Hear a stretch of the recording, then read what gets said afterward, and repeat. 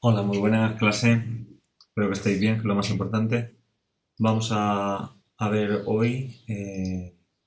No subí clase martes porque tuve también de examen y no me dio tiempo a terminarla. Entonces os subo ahora la última clase, que con esto ya acabaríamos el temario, de lo que sería el fobismo y el cubismo, que lo quería juntar también con la figura de Picasso. Es, creo yo, lo más importante dentro del cubismo porque bueno, es lo que os entra dentro de este apartado de esta tendencia, de esta vanguardia del cubismo. Entonces, lo que vamos a ver, voy a intentar no parar e ir directamente al grano. El status quo que tenemos hasta ahora, hemos visto la relación de obra, los referentes históricos, la localización y las características generales. Hemos visto la arquitectura, la Bauhaus, Walter Gropius, ya lo hemos visto, también al señor Le Corbusier, y etcétera, etcétera. Luego vamos a ver hoy el fauvismo y el cubismo y Picasso. Es decir, sería lo último que nos quedaría por ver y ya con esto terminamos. No os voy a mandar nada de trabajo porque ya es suficiente lo que habéis hecho hasta ahora. Lo que sí que os voy a subir es material para ir practicando, ¿de acuerdo? Y material sobre todo para ir repasando, que creo que os puede venir muy bien. De cada examen, cualquier duda que tengáis con respecto a Pau, me escribís, ¿de acuerdo? Y sabéis que vamos a preparar el examen sin ningún problema y no tendríais que tener, vamos, ningún problema, insisto. Vale, ¿qué quiero aprender, qué quiero saber hacer? Obviamente lo que tenemos que aprender es qué es el cubismo, qué es el fauvismo, en primer lugar, qué es el cubismo y quién era Picasso, quién era Pablo Picasso. Entonces, el material que vamos a utilizar, obviamente, es el libro, he utilizado también Wikipedia, algunas páginas relacionadas con la historia del arte, lo de siempre, que estén bien citados, si está bien citado nos vale, si no, no nos vale, porque puedo inventarme yo cualquier cosa y ponerlo. El contenido que vamos a ver, primero vamos a ver el fauvismo, y luego cuando hablemos de cubismo veremos también. Vamos a ver la figura de Picasso y mientras hablo de Picasso os comentaré cosas que tengo aquí, unas anotaciones que me he hecho en papel. Vamos a hablar también de Picasso. Entonces, dicho esto, vamos a arrancar. Luego hablaremos de cómo me voy a poner a prueba, ¿de acuerdo? Vale, vamos con el fauvismo.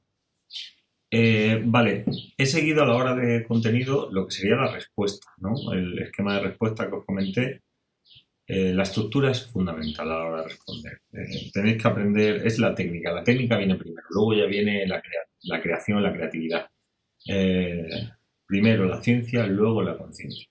Eso sería si yo tuviera una escuela sería ese el lema.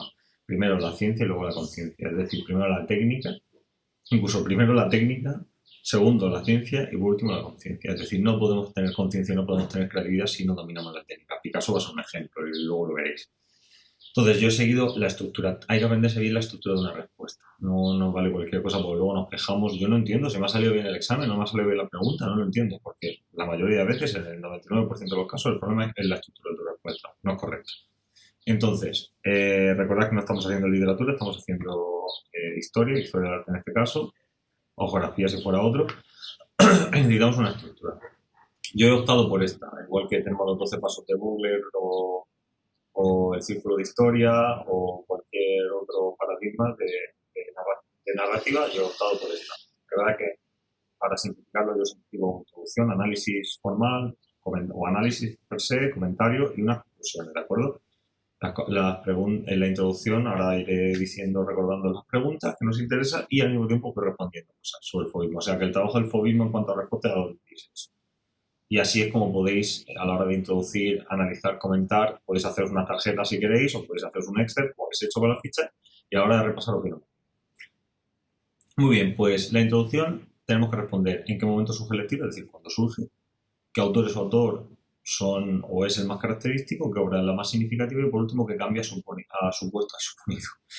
puesto, perdón, o su curso en la historia del arte. La historia del arte aquí debería ir con mayor, pero bueno, da igual.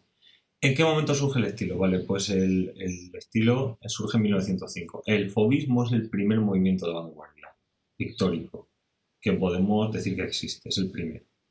Y los autores más importantes, el autor más importante es Matisse, sin duda, pero luego tenemos a Derain, a Blaminic y a Duffy.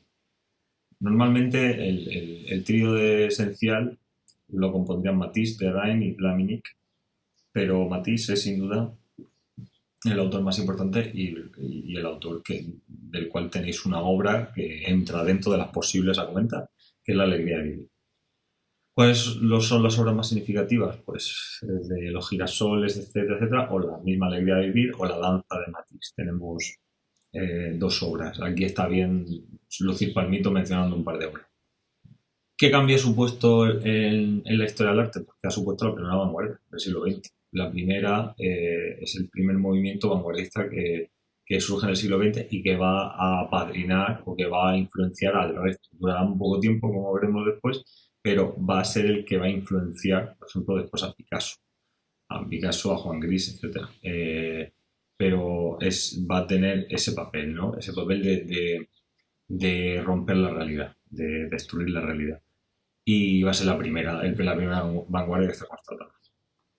Vale, ya tenemos la introducción. Hemos respondido a la pregunta. Nos han preguntado cuál sobre el estilo y hemos respondido a la pregunta. Pues es un momento que nace tal, los autores más importantes son estos, las obras más importantes son estas y el cambio que supuso en la historia del arte, el motivo por el cual lo estudiamos es este. Vamos a analizar formalmente. El análisis formal se basa sobre todo en 3 preguntas. Primero, ¿cuál es el contexto del arte en ese momento? Es decir, ¿de dónde venimos? Es decir, ¿qué es lo que había antes? O cuál es el contexto del cual partíamos, el punto de partida. Esto es como una obra de teatro. Primero se ve el status quo, ¿no? Es decir, los personajes, la vida que tienen y las carencias que tienen normalmente. Pero sobre todo los personajes. Este fulano, esta fulana, vengano, vengana. Y son profesores, son economistas, son albañiles, son agricultores. Todos los días van a trabajar, etcétera, etcétera. Pues, ¿cuál era el contexto del arte desde ese momento? Pues se pintaba así, se pintaba asado, había algunos cuantos que pintaban de otra manera, otros decían que esto no era arte, otros decían que sí, etcétera.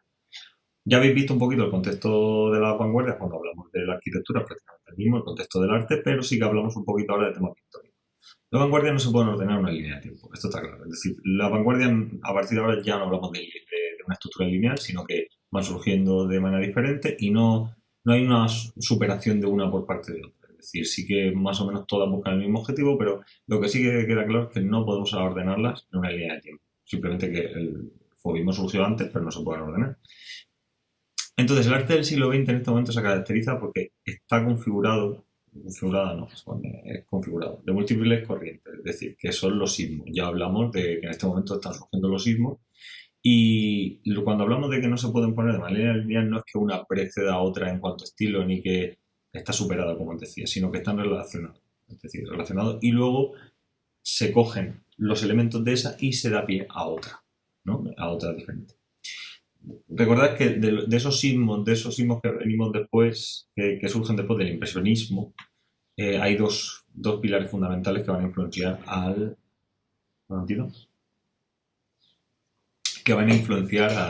fauvismo, que son el simbolismo, recordad a Moreau.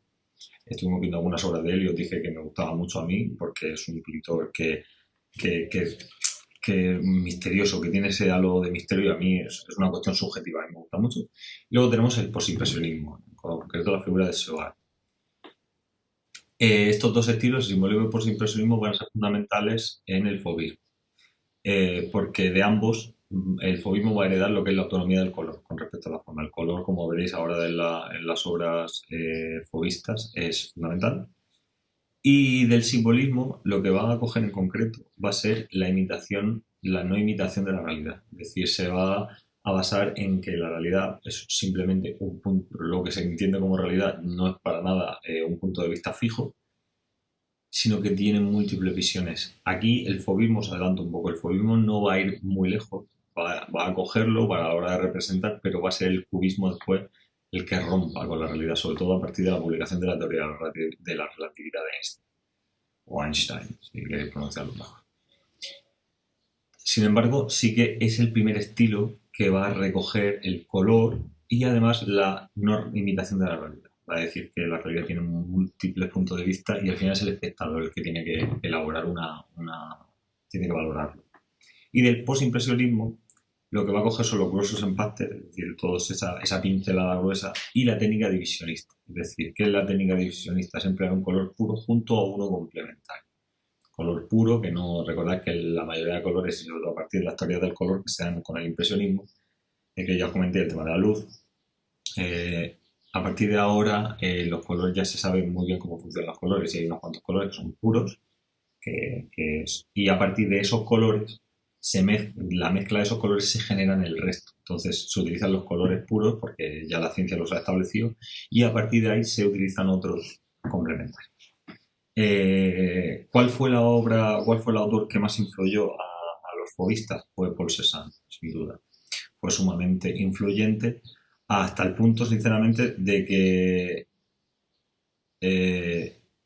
se le atribuye el fin del movimiento, es decir, el fin de este movimiento, a la revalorización del arte que tuvo el pintor, es decir, que tuvo Cézanne a partir de 1907, que también coincide con el inicio del cubismo. Entonces, aquí tened en cuenta que Cézanne es como una especie de padrino y de influencia enorme, o de un pedestal que lo tiene ahí, y va a ser fundamental a la hora de entender el fauvismo, que va a durar muy poquito tiempo, como veis, pero que tiene su impronta, que tiene su imagen dentro de lo que es la historia del arte. La palabra fauve en francés significa fiera. Es decir, a la segunda pregunta diríamos, ¿qué características generales tiene el estilo? Es decir, recordad que yo las respuestas que voy dando las podéis ir moviendo en base a vuestro estilo, a la manera de redactar, pero vamos a intentar responder. Las características generales del estilo es que fauve viene de fiera y significa aplicaciones exacerbadas y violentas a los colores sobre el lienzo. Es decir, no es que sean unos fieras o que sean unos tíos muy feroces o que tengan muy mala leche, sino que a lo mejor la tenía. Pero bueno, la cuestión aquí es que la manera de aplicar, la manera de trabajar era como muy violenta. Eran los colores directamente hacia todo este rollo que se tiene, o este cliché que se tiene sobre el artista moderno o vanguardista de tirar el color, que luego tenemos a Pollock, Jackson Pollock, cuando se veis algún cuadro que son todos manchas directamente sobre el lienzo. Esto empieza ahora en este momento. Se aplica de manera exacerbada para buscar esa tensión, ese trazo gordo, esa fuerza. Lo que se intenta es romper el objeto, es desfigurarlo completamente. Y aquí va a haber mucha influencia de Van Gogh, que ahora lo veremos en algunos temas, los girasoles también. Entonces, lo que para ellos es más importante y la característica más importante de este estilo es que antes que copiar la realidad, que ya no les interesa, lo que prevalece es una visión subjetiva y estética del artista. Es decir, como vemos que va a empezar o que va a inaugurar el impresionismo. Lo que aquí se llega es un poquito más al extremo. El impresionismo lo que interesaba era también experimentar un poco con la luz, experimentar un poco con captar el instante concreto. Aquí no, aquí ya se ha roto el instante y aquí lo que se busca es un momento que sería ucrónico. Es decir, que no tiene ningún tiempo ni ningún momento concreto, sino sería una interpretación de la realidad. ¿Qué temas predominan dentro de lo que es el fauvismo? Pues tenemos de todo. Paisajes, retratos, cuadros africanos o árabes. Aquí es cuando empieza a entrar el elemento, digámoslo así, exótico para los europeos, porque es un movimiento europeo. Entonces, todo lo que es arte que venga fuera, y también estamos hablando de una época del colonialismo todavía, que todavía existe el colonialismo.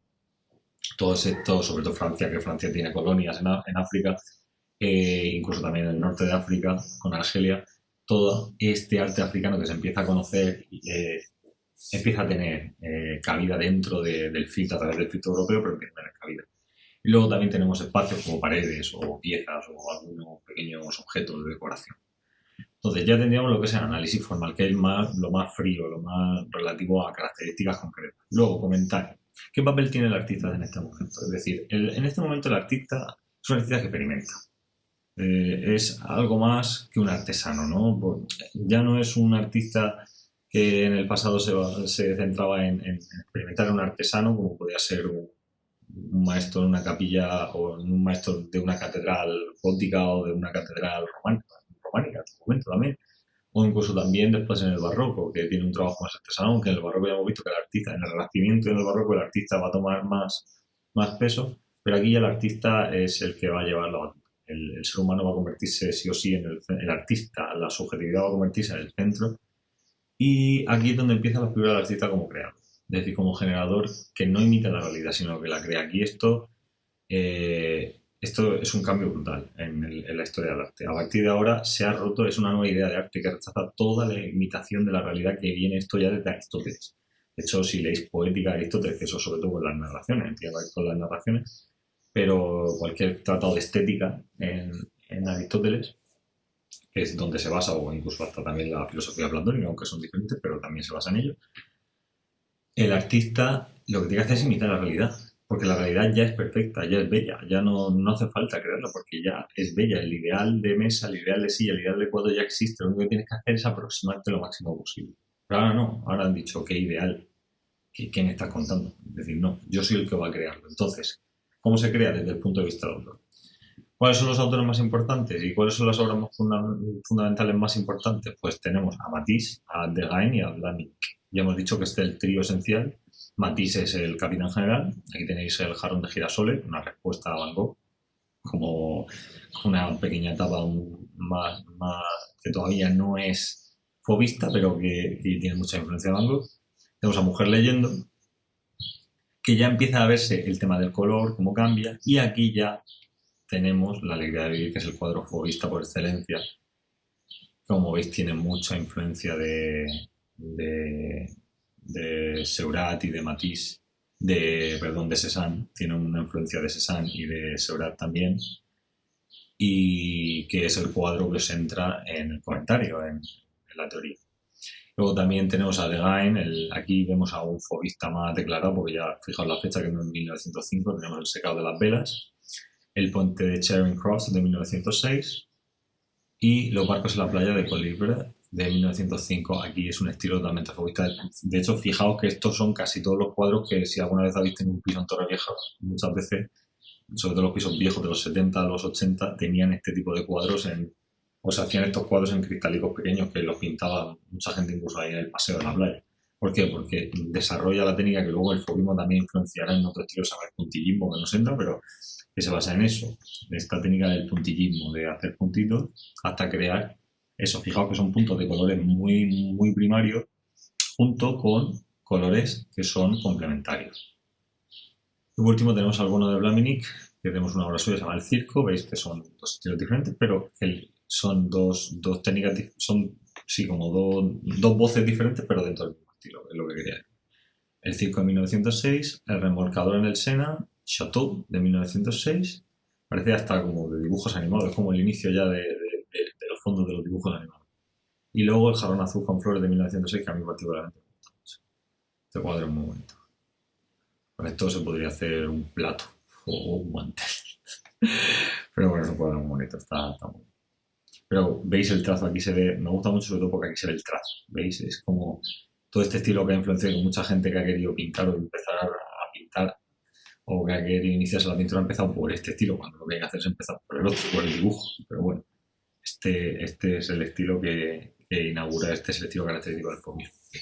Entonces, ¿cómo evoluciona el movimiento fauvista? El movimiento en sí va a tener poca vida, y va a desaparecer una vez que estos pintores, que es lo que hablábamos, el triángulo esencial, son Matisse, Degain y Vlaminck, van a separar sus caminos y sus tendencias. Pero van a tener una marcada influencia en lo que son las vanguardias restantes, después el futurismo, el expresionismo, etc. Pero sobre todo en el cubismo. En el cubismo van a tener una influencia brutal, hasta el punto de que es en el momento, Picasso en el momento que descubre a Matisse, le hace el cerebro traca y empieza el cubismo, que empezará con la señorita de Aviñón, ya lo veremos ahora en un segundo. Entonces, ¿a qué arte responde? Es decir, ¿a qué arte está respondiendo? Ya tenemos la conclusión. Siempre todo arte responde a algo. Todo arte no surge porque sí, no es porque un día la gente dice, vamos a pintar esto. Es decir, todo arte responde a algo. No como las protestas. Es decir, la gente que está protestando en la calle por algo, protesta por alguna cosa. Está ocurriendo algo y hay que descubrir qué es ese algo para poder entender el momento.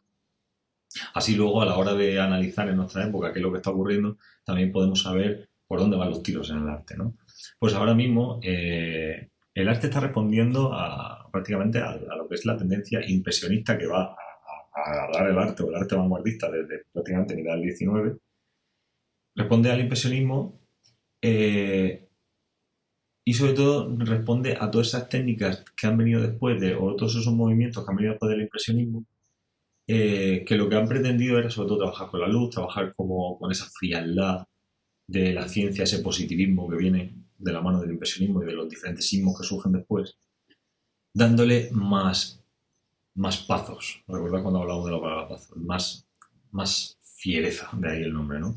Darle un toque más humano y más por parte del sentimiento que de lo que es la ciencia. Si ya dominamos la técnica, ya la dominamos muy bien, ahora es la conciencia, vamos a pintar lo que nos está saliendo. La diferencia con el impresionismo básicamente es que se va a centrar más en el color que la luz, y en el impresionismo va a ser al revés. Y por supuesto los trazados van a ser más salvajes. ¿Qué trascendencia ha tenido? Pues que esa ha sido la primera vanguardia, ha sido la que ha inaugurado el siglo XX y la que ha influido después en la mayoría de los estilos. ¿Qué arte le ha superado? Aquí lo que os he dicho antes, no es que le haya superado, es decir, no se puede superar este arte, porque no es que sea una teoría científica, la relatividad supera a la mecánica clásica, o la mecánica cuántica supera a la mecánica clásica, pero en este caso no es ciencia, no se puede decir que haya superado, pero sí que es cierto que podríamos decir, si seguimos en un eje cronológico como tal, podríamos decir que el expresionismo y el cubismo toman del fauvismo las referencias claras y lo superan, entre comillas. Entonces, esto es la idea del fauvismo. ¿Qué hacéis con la ficha de alegría de vivir? La tratáis y sin problema, no tiene más.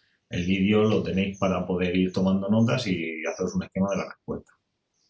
Vale, esto en cuanto a el fauvismo. Ahora vamos a ver a Pablico. A ver, ¿qué necesitamos aprender? Bueno, ya tantos cubos no me pagan. ¿Qué quiero aprender? Pues conocer algunos datos biográficos sobre Picasso, porque es importante conocer la biografía de las personas. Hay que leerse las biografías siempre, porque así entenderemos por qué una persona es de una manera o de otra. A las personas, antes de juzgarlas, hay que conocerlas. Hay que saber de dónde vienen, porque es como si yo ahora mismo no tomo en cuenta de dónde venís, qué contexto tenéis, y yo solo juzgo por vuestras notas. No tendría ningún sentido.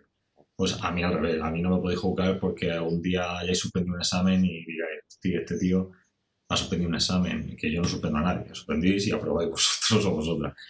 Pero no se puede juzgar, ¿no? No puedo juzgar por un comentario un día o por una acción un día. Puedo juzgar por muchas cosas. Por eso es importante conocer la biografía. De dónde viene, por qué esta persona tiene tan mal humor, por qué es tan bueno en esto, por qué es tan dedicado, por qué es tan tiquismiqui, etcétera. Luego, por supuesto, porque es importante aprender la obra de Picasso, la formación de Picasso, el Picasso cubista, su obra y la trascendencia que ha tenido el señor Pablito. Bueno, este señor es Pablo Picasso, este señor que nació en Málaga en 1881, malagueño de pro, y murió con 91 años. O sea que el hombre vivió una larga vida. ¿De qué manera? También tuvo que exiliarse a Francia, se marchó a Francia, aparte de como pintor, y luego estuvo ahí por ya el resto de su vida hasta el punto de que está enterrado allí. No solamente era pintor, sino que también era escultor. Y venía de una familia burguesa, es decir, él venía de una familia estaba bien asentada su familia y no era un señor precisamente que venía de un contexto social muy desfavorecido, para nada. Su bisabuelo materno era italiano, por eso el nombre de Picasso. Y este autor en concreto, es un autor español, posiblemente es el artista español más internacional que tenemos, porque a pesar de renegar sobre todo durante el franquismo, él murió en el 73. Él murió antes de que Franco incluso muriera. Entonces, Picasso tuvo una vida política comprometida, a pesar de vivir en Francia, él en ningún momento se nacionalizó francés, él se sentía orgulloso de ser español. Pero sí que es cierto que tuvo una vida política comprometida muy fuerte y fue miembro del Partido Comunista de España y el francés también, y además coincidiría toda su época, con sus últimos años coincidirían con los movimientos precisamente de mayo del 68 en Francia y con el peso que tuvo el Partido Comunista y luego también la invasión nazi que tuvo en Francia. O sea que su biografía es bastante interesante. Y luego ya en cuestión amorosa, que tampoco me interesa mucho, pero que lo sepáis, que él tuvo una vida amorosa bastante turbulenta. De hecho, si habéis visto uno de los últimos episodios del Ministerio del Tiempo, se mencionó un poco por encima. La vida del artista no tiene nada que ver con la vida... El artista no tiene nada que ver con el ser humano, ¿no? Muchas veces hay autores o autoras que nos encantan, nos apasionan, nos encantan sus canciones, su arte, sus películas, etcétera, y luego a lo mejor los tíos o las tías son unos subnormales, son gilipollas perdidos. En este caso, ser pareja de Picasso no tenía aparentemente un buen final. No tenía un buen final, no un final feliz. Porque él, sinceramente, las mujeres con las que estuvo le hizo la vida bastante imposible y tenía un carácter muy fuerte, ese ego también muy subido por parte del resto, pero es que tenía mucho talento. Lo que pasa es que al final no supo congeniarlo muy bien y su vida amorosa no le pasó a él factura, le pasó más bien factura a sus mujeres y a sus parejas. Y eso, a día de hoy diríamos que Pablo Picasso a día de hoy sería políticamente incorrecto, para entenderlo, porque es otra época diferente, pero a día de hoy es una visión más complicada tener un tío como Pablo Picasso. No encajaría muy bien, creo yo, toda opinión personal. Se diría que sería un machista recalcitrante o no sé, llegaría a ser un Donald Trump, para entendernos, pero sería un tío difícil, con el que sería difícil de trabajar. Pero bueno, hijo de su época. Al fin y al cabo estamos hablando de un tío que nació en el siglo XIX, en 1881. Nuestro mundo no tiene absolutamente nada que ver con el mundo entonces. Entonces, ¿por qué es importante aprender la obra de Pablo Picasso? Esta obra se llama El picador amarillo y es su primera obra. Y la pinta nada más y nada menos que en 1890. Si atendemos a la fecha de nacimiento de 1881, imaginaos de qué fecha estamos hablando, de qué edad estamos hablando. Hablando de 9 años. Picasso ay. Sí, estamos hablando, sí, no, espera, sí. Ay, soy horrible. Sí, justo con 9 años, perdón. Estamos hablando de 9, que me pongo nervioso con los números. Estamos hablando de que con 9 años fue con su padre una corrida de toros y del recuerdo del picador pintó este cuadro. Fijaos, este es el primer cuadro que pintó oficialmente Picasso. Y este es el último que pintó. Que es una mujer muy esquemático, muy cubista. Es una mujer que está teniendo un sueño y un animal, una especie de toro, de buey, está sobre ella. Fijaos cómo ya el niño tiene una voz, tiene una manera de trazar particular, tiene una manera de pintar concreta. ¿Qué quiero decir con esto?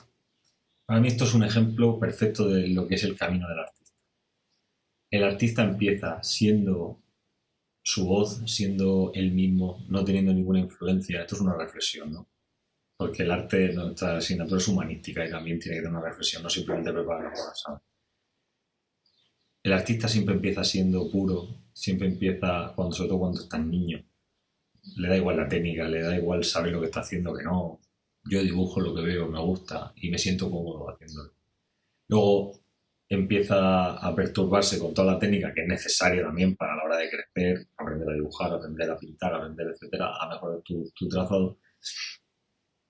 Y luego hay que tener mucho valor, porque hay que tener mucho valor para decir, ya he aprendido toda mi técnica, ya me olvido de ella y lo que hago es volver a pintar sin pensar si estoy haciendo lo correcto, si no, me da igual, estoy disfrutando del proceso y plasmando mi idea de lo que estoy viendo, hasta el punto de que esta es su última obra, que obviamente hay una evolución estructural impresionante, pero bueno, hay casi 100 años de diferencia entre un cuadro y otro. Hay 80 años, bueno, casi 80 años, 70, 77 años entre un cuadro y otro. Entonces, esto para mí es el ejemplo de lo que es el artista. Debería ser el artista. Empezar siendo puro, que te dé igual, tú no tengas vergüenza. Olvídate, luego aprende la técnica, apréndela muy bien, hasta el punto de que te conviertas tú mismo ya en la propia técnica, ¿no? Como dice el dicho japonés. Te conviertes en un bambú. Y luego olvídate que eres un bambú. Luego olvida tu técnica. Olvídala. Tú ponte a pintar porque te va a salir sola, ¿no? De movimientelas, está en tu sangre, ¿no? Hasta el punto de que tiene el valor de dar el salto. Tiene el valor de decir, voy a volver a hacer lo que estaba haciendo antes, me da igual, los críticos me da igual. ¿Por qué me he detenido en esto? Porque Picasso es el ejemplo del artista. No conocemos muchas cosas de él, es el ejemplo del artista. Es un ejemplo de lo que es un artista total, de la obra de arte total, o del artista del pintor total. Desde niño, fijaos, no, es que destaca no solo por eso, sino por su idea ya de arte, sino por, aparte, el nivel. Es decir, una cosa, tú puedes tener mucho talento, es decir, mucho nivel a la hora de dibujar, pero luego también al revés, es decir, puedes tener mucho nivel a la hora de dibujar. Este es un estudio anatómico que hacen, es decir, un estudio académico, que hace en 1895 con 13 años. 13 años ya está dibujando esto, está pintando esto, Picasso. Y hay gente que tiene mucho talento a la hora de tener mucha habilidad para dibujar, pero no te están plasmando nada. Y hay otra gente que nace directamente con esa manera de ver el mundo, esa sensibilidad, y que no tienen muy buena técnica de dibujo. Entonces tienen que buscar su hueco, al final tienes que buscar tu hueco. Esto lo hace con 13 años. Ojo. Picasso, sin duda, es quizá salvando las distancias, pero es el pintor español más importante de todos los tiempos. Es el más importante.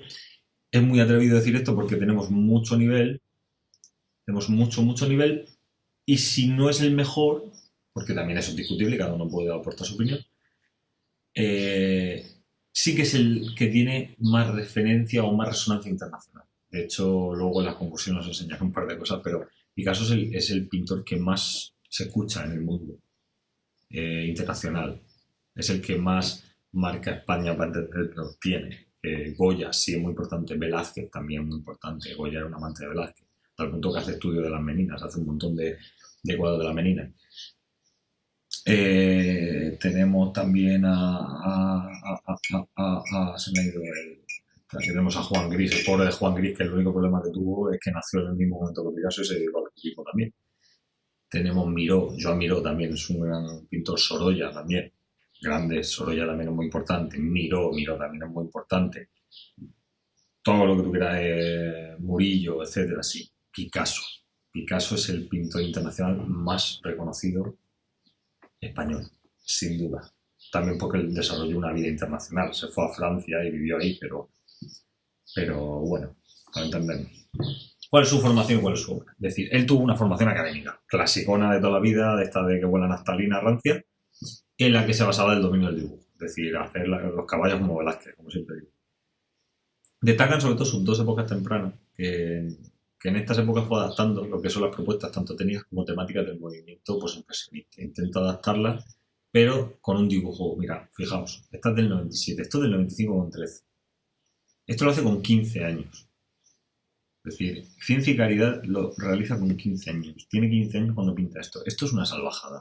Fijaos las texturas de la manta, los dibujos, aplica las técnicas pues, impresionistas de perspectiva, pero esto es una salvajada para un crío de 15 años. Es que no está compitiendo con los niños de 15 años, está ya compitiendo con los adultos.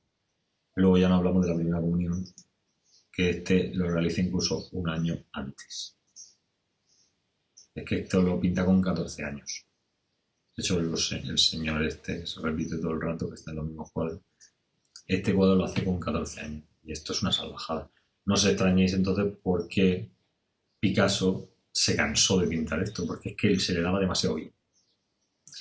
¿Qué es lo que pasa? Que Picasso se tiró un tiempo cuando era muy chaval pintando esto. Era todavía, como para entender, no creía en Dios, como todavía era un niño bueno. No que fuera así, no lo sé, pero para que me entendáis la historia. Y de repente tuvo un trayazo en la cabeza. Empezó el nuevo siglo y luego él tuvo dos épocas muy claras al principio en las que os he dicho que empezaba a mezclar técnicas del postimpresionismo, que se llama dentro de lo que es la historiografía la época azul y la época rosa, o la etapa azul y la etapa rosa. Tenemos el autorretrato, este es el mismo, de 1901, fijaos, las tonalidades se le llama azul y se le llama rosa porque obviamente las tonalidades son así. Fijaos en la cara, en lo que es ya son los trazos que no tienen nada que ver con esto. Ya Picasso se ha cansado, ha conocido a los autores franceses, ya no está pintando lo que es el cuadro academicista, historicista propiamente dicho, está pintando otra cosa. Y luego tenemos la época rosa, este es el autorretrato de 1901 y este es el muchacho con pipa de 1905. Es un cuadro muy hipster, si os dais cuenta. Y parece como si a una fotografía hubieran pegado la fotografía de la cara de este muchacho y el resto es un cuadro. Casi una composición, casi de collage, que os estoy dando una pista, lo vamos a ver después. ¿Qué es lo que pasó? Pues que empezó a estudiar a los franceses. Y cuando empecé a estudiar a los franceses se dio cuenta de que estaba en las antípodas de que está. ¿Qué es lo que pasó? Que entre esos franceses estudió también a Cézanne. Ya hemos dicho que Paul Cézanne fue la influencia muy clara dentro del fauvismo. Y se estudió a Cézanne y las posibilidades que le daba la geometría, que en este momento se empezaba a desarrollar, o ahora lo explico en el cubismo, se empezó a desarrollar la teoría de la geometría, la nueva teoría de la geometría. ¿Y qué es lo que dio como resultado? Pues el cubismo. El cubismo que nació en 1907, sobre todo en el momento en que Picasso publica La señorita d'Avignon. Él publica La señorita d'Avignon en 1907 y el cubismo es un estilo artístico, ahora estoy hablando del cubismo en concreto, no tanto de Picasso. Es un estilo artístico de vanguardia que aúna lo que son los principios del fauvismo con los del postimpresionismo y el simbolismo. Y tiene dos tipos dentro de lo que es el cubismo hay dos corrientes. Una es el sintético y luego el analítico. Ahora veremos un poquito lo que es en concreto sintético y analítico y sintético. El analítico es primero y luego el sintético. El sintético es posterior. Entonces, ¿por qué es importante? Es decir, ¿qué autores tenemos en el cubismo? Solo a Pablo Picasso no tenemos a Picasso, tenemos a Juan Gris, a Georges Braque, y a Pablo Gargallo. El problema que han tenido dos autores que han coincidido con Picasso, ¿no? La mayoría de los jugadores de fútbol, el problema que han coincidido muchos de ellos con Messi. Y es que son malos, no son malos, pero está Messi. Y Messi es el mejor. Entonces, aquí es donde está el punto. Pablo Picasso coincide con Juan Gris, con Joel Braque y con Pablo Gargallo, que son autores que podéis mencionar cuando habléis del cubismo. Pero Pablo Picasso es el autor por excelencia y el cuadro que más famoso y que es el que inaugura es La señorita de Aviñón. La señorita de Aviñón, que obviamente son las señoritas de Aviñón. Al buen entendedor que entienda. O la persona que entienda mejor que entienda. Entonces, ¿por qué es importante? ¿Qué es lo que supuso el cambio? Es decir, por el cambio en la historia del arte del cubismo, porque es la síntesis de la vanguardia. Es el nuevo arte conceptual y comprometido. Es un nuevo arte que es conceptual y comprometido. Y sobre todo porque va a introducir el collage. Va a introducir el collage como el primer collage de la historia del arte, que lo va a hacer Picasso. Pero luego lo harán también los autores como Juan Gris para la botella de Annie del Moro. Pero es el primero que va a introducir el collage dentro de lo que es dentro de la historia del arte. Y también porque va a incorporar el arte primitivo. Tened en cuenta que en este momento estamos hablando en un momento a principios del siglo XX cuando ya se ha confirmado que las cuevas de Altamira pasan varios acontecimientos históricos que ahora comento, pero las cuevas de Altamira se certifican que son cuevas que son de verdad cuevas paleolíticas y que se puede decir que allí se alberga el primer arte de la humanidad. Entonces, eso supone una ruptura de mente con la época del momento, o en el momento, porque eso sumado a diferentes acontecimientos, como por ejemplo la publicación de la teoría de la relatividad, lo que es el concepto de cuarta dimensión en geometría, que lo estaba comentando, lo que es, y sobre todo desde el siglo XIX, el desarrollo del psicoanálisis. El psicoanálisis al principio era casi una pantomima, pero el desarrollo del psicoanálisis durante el siglo XIX, finales del XIX, principios del XX, lo que va a provocar es que ahora se destruya la perspectiva lineal. Si buscáis en internet estructuras narrativas no lineales, tendréis como ejemplo la pintura de Altamira. Es decir, hasta ahora, siempre desde Aristóteles, insisto, desde Poética, todo se contaba. Principio, nudo, desenlace. Planteamiento, nudo, desenlace. En lo primero, lo primero. Lo de medio, al final, al final. Ahora ya no. Ahora se dan cuenta de que la perspectiva depende mucho del punto de vista del autor. O depende mucho también de la persona que esté contándolo, o no tiene por qué empezar desde el principio. De hecho, todas las películas de Tarantino muchas veces empiezan por el final. Eso es una consecuencia después en el siglo XX de todo esto, ¿no? Es la adaptación. Ahora tú puedes poner el final primero, ahora que es algo que no suena tan fácil, o casi todas las obras de teatro, o casi todas las series, de repente, pues estoy pensando en alguna de estas de Chisinau como Élite, ¿no? O cualquier otra, empiezan por el final. O dicen, madre mía, lo que pasó, y entonces ya te cuentan lo que pasó antes y tú ya te enganchas. Pues aquí lo importante de todo esto es que sepáis que hay una revolución dentro de lo que es la mente humana y cuya consecuencia va a ser esto, la aplicación del arte, ¿no? Entonces, ¿de dónde viene el cubismo también? Pues ya lo hemos dicho, es el precursor de incluir el arte primitivo. El arte primitivo, porque este señor lo que hace es empieza a introducir elementos africanos, etcétera. Pero Picasso, por ejemplo, de lo que se va a inspirar mucho también es en el arte ibérico, en el arte de la dama de Elche, la dama de Baza, la bicha de Barazote, todo este tipo de arte como muy esquemático que lo va a utilizar a la hora de plasmar sus obras. Luego también tenemos, por supuesto, la fragmentación geométrica del espacio en cuanto a características generales del cubismo. Lo que se dedica el cubismo es a fragmentar el espacio. ¿Por qué? Porque su objetivo es no incluir un punto de vista único. Es decir, la perspectiva lineal ya ha muerto. Ha muerto totalmente. Entonces ahora lo que tenemos es una perspectiva no lineal. Y lo que pretende es otra cosa. Entonces, ¿qué más? Lo que también intenta es configurar lo que es la figura de los planos intercalados. La figura, como vamos a ver, como veis en este caso, se va a interpretar o se va a intercalar en diferentes planos.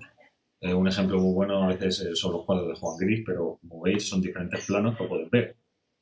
Y las figuras ya no tienen una estructura clara, es decir, cuesta verlas como habíamos visto en esta obra que os dije que es su última obra, que se rompe totalmente el objeto, ¿no? Y eso es una de las cosas que inicia el fauvismo. Entonces, ¿qué es lo que da como resultado todo esto? Pues diferentes visiones. Tú puedes ver este cuadro 20 veces y lo vas a ver diferente. No lo vas a ver igual. Pero además con razón, porque es que está hecho a propósito. ¿Sí? Entonces, como hemos dicho, lo más importante es que no haya una visión. El cubismo, ¿qué temas tiene en concreto?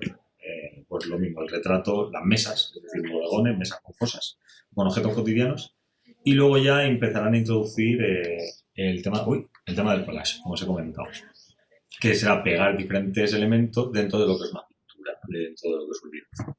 Autores, hemos dicho Picasso, Juan Gris, y también tenemos incluso mujeres, tenemos a María Blanchard, tenemos una mujer, que es una pintora, que es María Blanchard, que era española, aunque parece que suena francesa, pero era española, y que también tiene presencia. Es decir, se están empezando a rescatar estas figuras que habían quedado totalmente en el olvido y hay pintoras también españolas.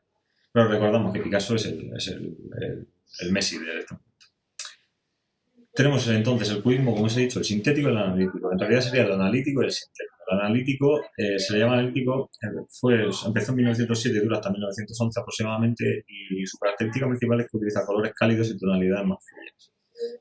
Mientras que el sintético, como estáis viendo, utiliza sobre todo el collage y diversos materiales cotidianos que le pegan a una pintura, o lo que intenta sobre todo hacer un collage. Fijaos que al final, si os ponéis a ver aquí, es como si yo cogiera un trozo de color blanco, lo pongo aquí, voy poniendo otro encima, otro encima, otro encima y hago un cartel. Esto ha sido una técnica que se ha utilizado muchísimo en el siglo XX para hacer cartelería.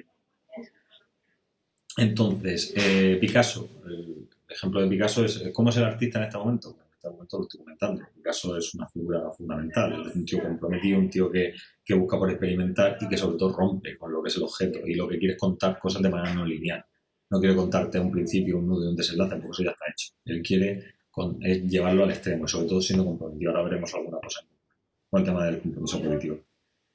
¿A qué arte está respondiendo el cubismo? Pues responde lo que es a la narrativa lineal, empleada desde el Renacimiento, es decir, la perspectiva lineal. Desde el Renacimiento se ha dicho, o sea, le tienen que contar las cosas así y punto pelota. No se tiene que contar así. Ahora las vamos a contar de otra manera. Y sobre todo lo que ahora la estructura narrativa es la no lineal, como es el caso de el abrigo de una cueva o una pintura o un grafiti, que no tiene una lectura lineal, ¿no? ¿Qué está pasando? Pues depende cómo lo quieras interpretar, ¿no? Por supuesto, el cubismo, ¿qué trascendencia tiene? Es una de las vanguardias más importantes, si no la más conocida, de las más conocidas, y ya no os digo en el caso de España. Para España es importantísimo el cubismo porque tenemos un montón de autores cubistas, hasta el punto de que uno de ellos es probablemente el mejor autor cubista del mundo, que es Picasso, y que era malagueño. Muy importante lo que comentaba, la teoría del psicoanálisis ahora, de Sigmund Freud. Si queréis buscar más información, podéis buscar la Sigmund Freud, y sobre todo la teoría de la relatividad, cómo cambia la perspectiva del mundo desde ese momento. Obras sintéticas, es decir, posteriores, que se dan a partir de 1911. De Picasso tenemos Los Tres Músicos, esta es una de las obras más conocidas de él. Tenemos Su Guitarra, de 1912-1913. Y luego en la analítica. La que más va a contribuir en la historia del arte es la analítica. Picasso va a contribuir sobre todo en la analítica. Es decir, porque es donde él va a empezar a pintar o donde va a alcanzar el culmen de su cenio o el paroxismo como artista. ¿Qué es lo que pasa? Ya aquí hay un acontecimiento que lo que hace es cargar la etapa más creativa del cubismo, que es la Primera Guerra Mundial. Entonces, tras la Primera Guerra Mundial, ya los artistas cubistas se separan, ya no, es decir, se separan o toman caminos diferentes y se vuelve un poquito a ese clasicismo rancio.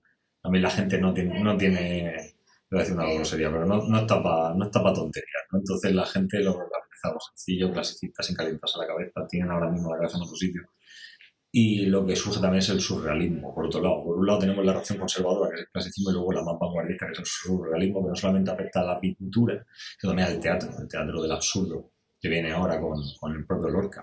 García Lorca tiene su teatro irrepresentable, que es así que pasen 5 años, el público, hay un montaje de teatro que se llama El Público, lo recomiendo un montón.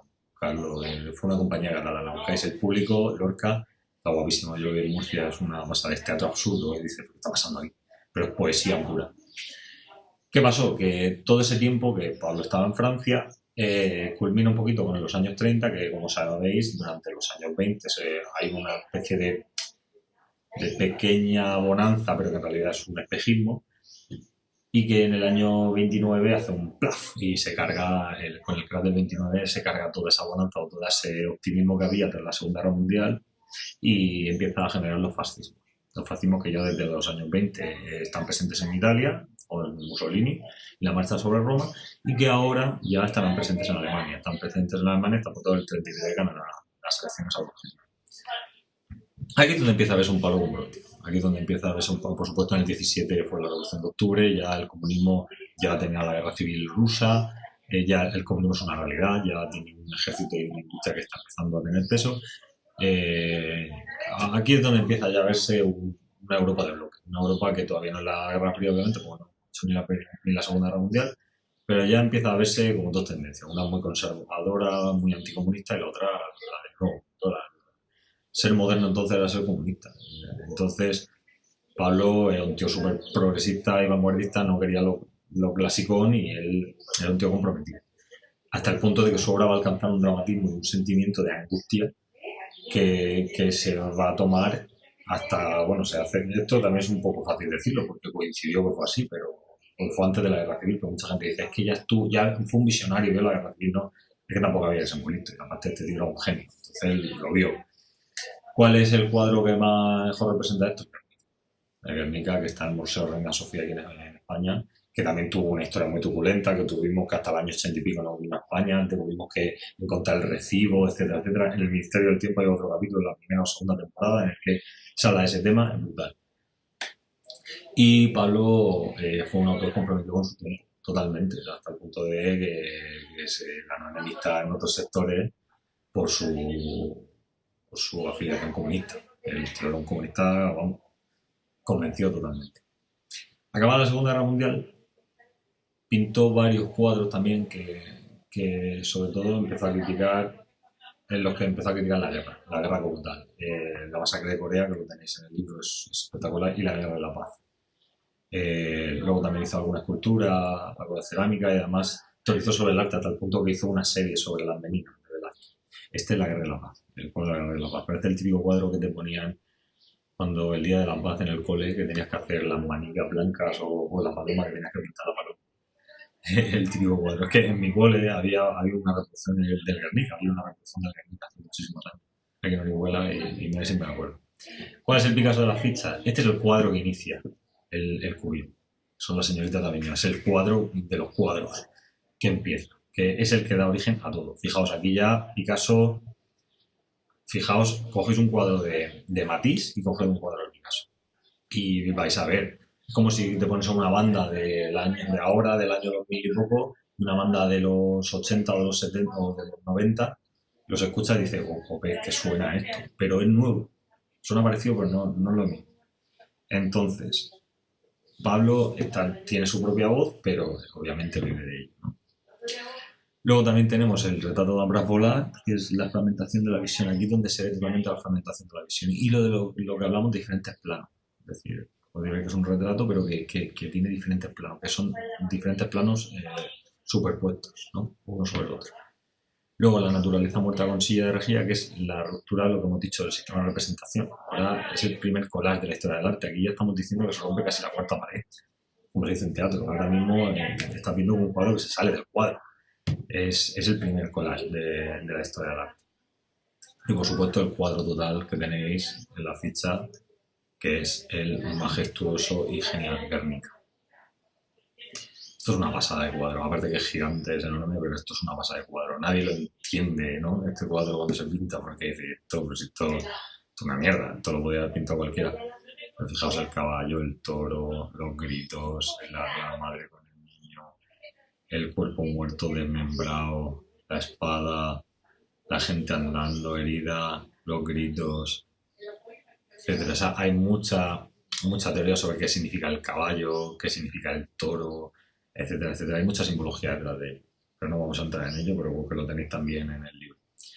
Vale, ¿qué trascendencia ha tenido? Es decir, Picasso es el pintor más internacional que tenemos. Es decir, y tiene un montón de referencias dentro de lo que es la simbología pop.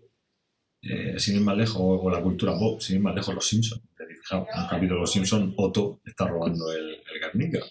Mientras que en otro capítulo, aquí es cuando por supuesto hay un capítulo en el que Marx le da por ser artista, cuando Homer se compra no sé si lo habéis visto o sois de Los Simpsons, se compra una barbacoa, quiere ponerla a él y resulta que no se le da bien y hace un destrozo, porque eso es arte moderno, ¿no? Representa la rabia. Entonces Marx se pica porque ya estudió arte y precisamente dice, yo no veo arte, aquí se están aprovechando de ti, es una moda, tal.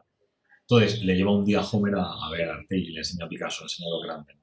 Y entre ellos hay un gag, hay una pequeña broma que hay, un pequeño chiste que hay dentro que dice, mira Picasso, están viendo cuadros de Picasso y Homer se fija en que hay esto está inventado totalmente, dice, querida guía de la tele, pum pum pum pum pum pum pum, firmado Picasso. Es decir, hay muchas referencias. Luego también tenemos, por supuesto, aquí a Homer. Este es el mismo capítulo cuando están viendo los cuadros de Picasso. Aquí tenemos al guitarrista, también de Picasso, y a la señorita también. Es decir, este cuadro fijaos la trascendencia que tiene, que está hasta en una serie, vamos, de fama internacional, como son Los Simpsons. Luego, por supuesto, en El Misterio del Tiempo, que lo interpreta Tony Bennett, y Stephanie Magin, que es interpretada por Dora Maar, y... perdón, que Stephanie Magin, que es la actriz, interpreta a Donna Maar, que fue una artista plástica, que estuvo una fotógrafa, estuvo con Picasso, y que retrató muchos de los momentos en los que Picasso estaba trabajando, etcétera, etcétera, y que acabó un poco hasta la nariz. Es una historia de verdad de ser lo que a día de hoy sería decir que era un cabrón, sería claro, perdón de la expresión, pero un cabrón. Tony Bennett hace un papelón de Picasso, y bueno, el capítulo de la serie, si no lo habéis visto, El Misterio del Tiempo, es una pasada, de verdad, está muy chulo. Entonces, ¿cómo me voy a poner a prueba con todo esto? ¿Cómo lo voy a hacer? Pues la mejor manera es la de siempre, os he comentado. Es las fichas, es decir, haceros las fichas para tenerlas ya claras y ir repasándolas poco a poco, y luego Quizlet. Yo recomiendo mucho Quizlet, o coger una libreta o un papel y os anotáis las preguntas sobre cada uno, y sobre todo atender a la estructura. Os lo he comentado en varios vídeos. Sin problema vosotros cogéis estructura y siempre la misma estructura, aprenderosla de carrerilla.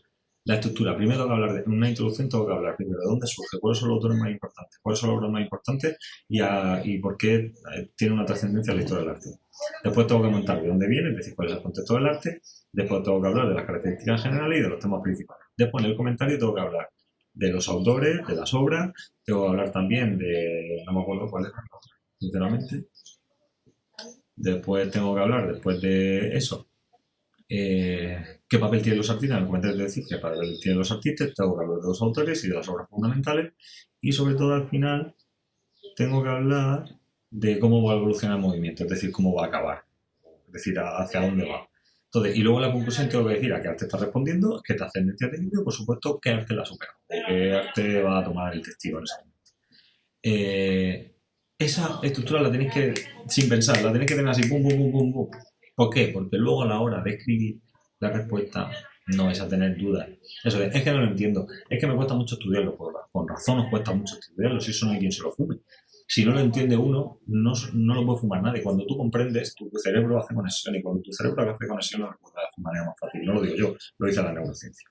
Entonces, la mejor manera que os digo es eso, os ponéis con un papel o en Quizlet, de lo que sea, introducción, análisis formal, comentario tal de las preguntas. Y por supuesto las preguntas las tenéis. Si os toca Picasso, os dirán, comenta en la figura de Picasso y el cubismo. Y en el contexto os preguntará cuál es la sociedad de Picasso. Os sirve tanto la sociedad de Picasso para hablar de la de fauvismo como la de la arquitectura también. Así que prácticamente es la misma. Dicho esto, hemos acabado el temario. Ya está. Vale, entonces a partir del lunes os mandaré trabajo relativo a repaso. No es obligatorio que lo entreguéis, pero sí que os servirá si queréis ir practicando, ¿de acuerdo? Os haré una batería de preguntas que podéis ir trabajando y ya será de aquí al 16 que acabamos, para que vayáis practicando, ¿de acuerdo? Y lo tengáis claro, ¿vale? Muchas gracias, y cualquier cosilla me preguntáis por privado, ¿de acuerdo? Venga, un saludo y pasad buen fin de semana.